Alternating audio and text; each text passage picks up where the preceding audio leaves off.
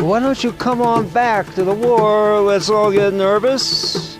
Why don't you come on back to the war? Don't be a tourist. It's not going to be nice, but Bolton's giving it all his might.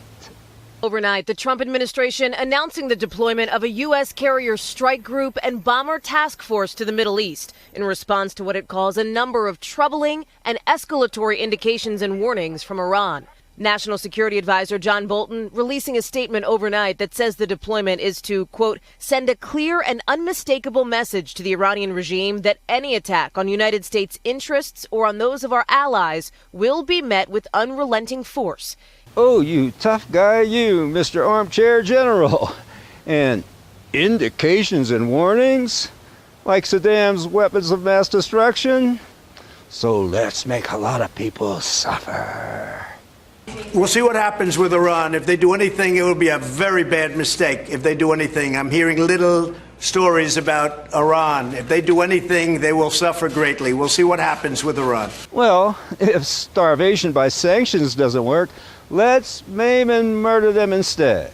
I mean, we've got allies to protect. You have backed, both in word and deed, Israel's right to defend itself, which we exercise constantly.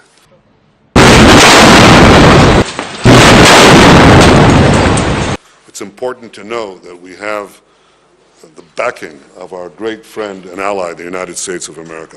Of course.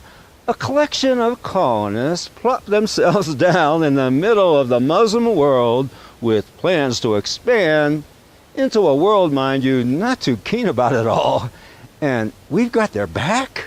I mean, Bibbsy wants to fight the Iranians down to the last American. It's a sacrifice he's willing to make. Lots of U.S. soldiers going to die. They'll come back home in body sacks. But that's their patriotic price. We just don't win anymore. So come on back to the war and don't be embarrassed.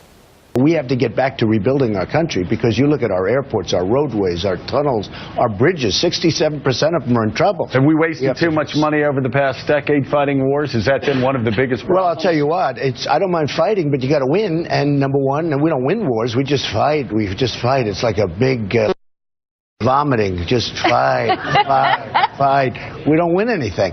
I mean, if you're going to fight, you win and you get back to rebuilding the country. We don't win.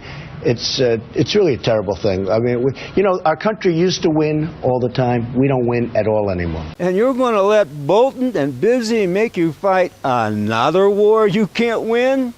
It will ignite the entire region into a conflagration that will embroil U.S. soldiers on multiple fronts. Not only in Iran, who will widen the battle space by hitting U.S. bases in the Gulf, but Iraq will expand the fray by coming to the aid of their Shiite brothers in Tehran.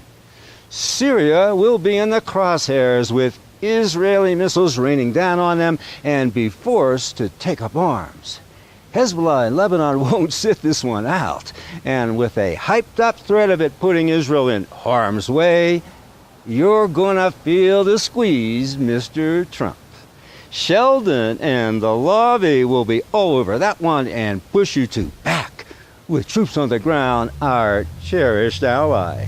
Then, if Russia and China come in, you've got the makings of World War III, with gas prices at home soaring, every man shrieking like a banshee, but the few cheering with glee. That's a heck of a platform to run on, Donny boy. All Biden and Bernie have to say is, bring the troops back home and you're a one-term prez. Then we'll come on back to a war and we'll all get in it. Why don't you come on back to the war? That's right, get in it. Why don't you come on back to the war? Let's all get even.